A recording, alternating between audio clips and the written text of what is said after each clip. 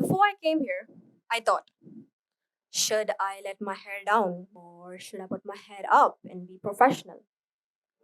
Or should I put my hair half up and half down and have a more casual look? Decisions, decisions, decisions. There's small decisions and there's big decisions. Decisions are choices that you have the freedom to make that impact your life somehow. For instance, when I was in this 10th grade, my dad gave me the choice to change schools and go to a boarding school in Kodaikanal. For some context, I have been in the same school since the second grade, been interacting with the same teachers and same students for 8 whole years. So me and my dad thought, okay, a change in school would benefit me with some character development. And as much as I resonated with that idea, I couldn't help but think what it would be like to just stay. Because really, the school is like home to me. I've been brought up here. The classes I've been taught, and the teachers that have taught me, the playground, the mess, the parking lot. It all feels like home to me. So leaving didn't really seem right, even though I knew that leaving would benefit me. I was having conflicting thoughts and I couldn't decide going for the entrance exam. I got in. Great. Next step, they're asking me to pay a deposit in under 2 weeks, or they would give my position to another candidate. I was so anxious. I had to make a decision and I was struggling. I couldn't decide. I didn't know what to do. There was a war in my head. I was thinking, what if I left and I didn't fit in there? What if I didn't make any right friends? Or what if the curriculum was just not familiar with me? It's just easier to stay, right? Because I know everyone here. I have my friends here. Teachers know me here. And there's a curriculum that I'm already familiar and used to. I talked to a lot of people, and my dad would ask me every day, so, have you decided? No, with the same regular answer. I'm still thinking. Nah. Well, fast forward 2 weeks, I decided to enroll myself in that school. I decided to go to that school for my 11th and 12th grades. Well, now I'm about to complete my 11th grade, and I'm clearly not in Kodaikanal. So, you guys would have understood by now that my plan didn't go exactly as I thought it would.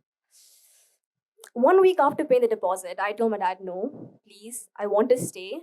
Let me get a refund. I let the anxiety of change get to me and I decided to stay instead. My dad was really supportive throughout the entire process, but what he constantly said to me was, Shubhika, you are really indecisive. And I realized, yeah, that is actually a very indecisive thing to do. In fact, before this topic, I had three previous scripts and a fourth backup idea for my TED. First script I scratched out because it didn't really seem interesting. The second script I scratched out because I was giving away too much personal information about myself and I felt exposed. The third script, I was preaching about something that I didn't even practice. I felt like an imposter.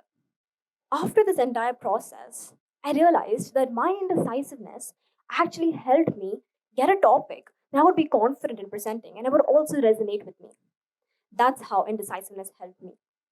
I realize that indecisiveness is not really a bad thing, it's how people portray it to be. It's usually seen in a negative light. But I personally think that indecisiveness is a very beautiful thing sometimes, except the times it gives my parents a complete headache. Indecisiveness is not always a bad thing.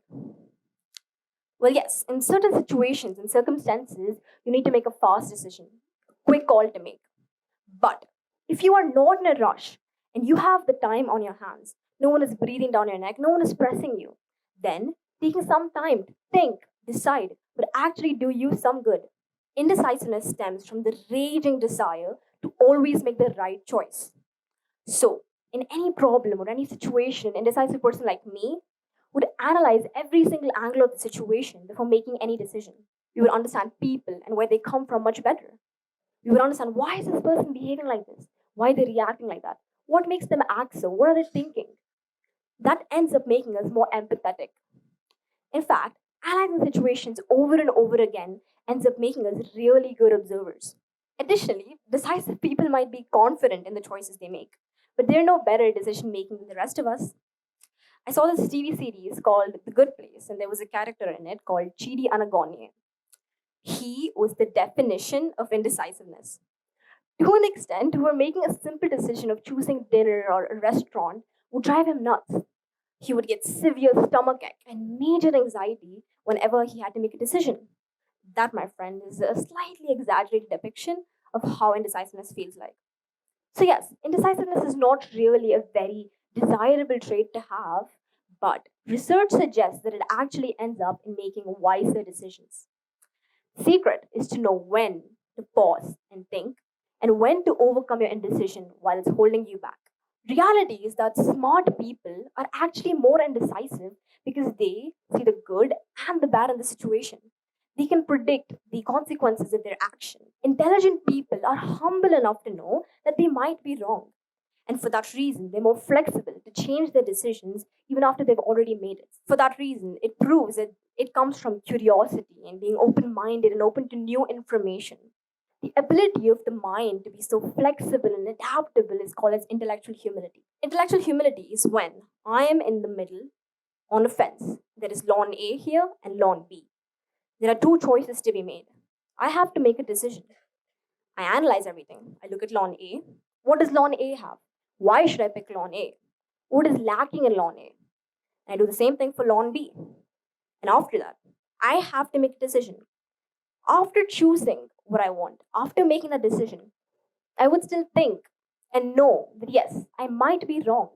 And I have to see the other perspective. I have to know that what am I lacking by being here? What am I gaining by being here? And that is intellectual humility. Indecisiveness is always being portrayed in a negative light over and over again. How is it negative?